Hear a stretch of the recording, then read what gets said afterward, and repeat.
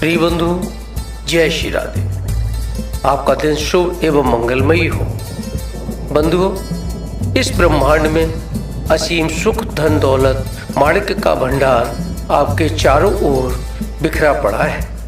आपके सामने धन दौलत, संपदा का विशाल भंडार समुद्र के रूप में लहलहा रहा है। यदि आप में दृढ़ इच्छा शक्ति है और अटूट विश्वास है तो आप इसे प्राप्त भी कर सकते हैं। बंधुओं, धन व वैभव के लिए, समृद्धि के लिए दृढ़ संकल्प, कार्य में लगन एवं अपने बुद्धि का बल का प्रयोग करके आप इसे प्राप्त कर सकते हैं।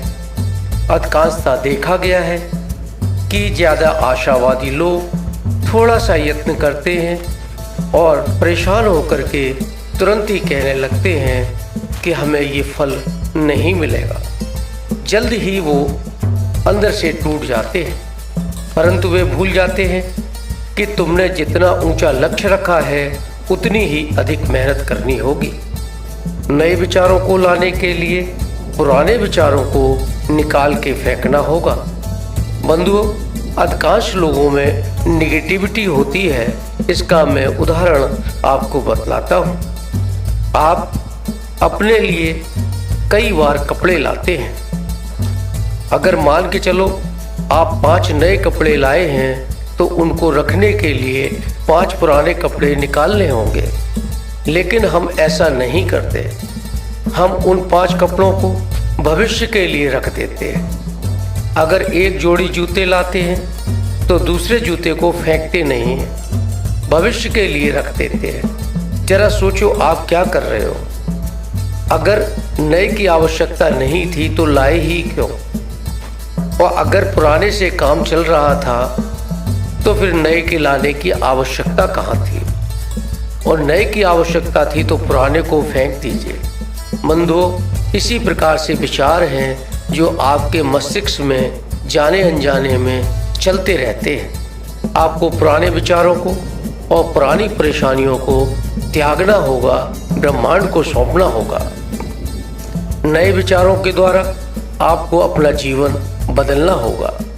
आप पुराने घर के अंदर इकट्ठे रखते चले जाते हो। अरे बहुत से ऐसे सामान हैं जिनको आपने एक पूरे वर्ष में भी इस्तेमाल नहीं किया है, लेकिन जब आप सफाई का काम करते हो तो उनको फेंक नहीं पाते हो। कहीं ना कहीं दिल से उनके साथ जुड़े रहते हो। कहते हो अरे ये तो हमारा वो जूता है, फिर कभी काम में आएगा।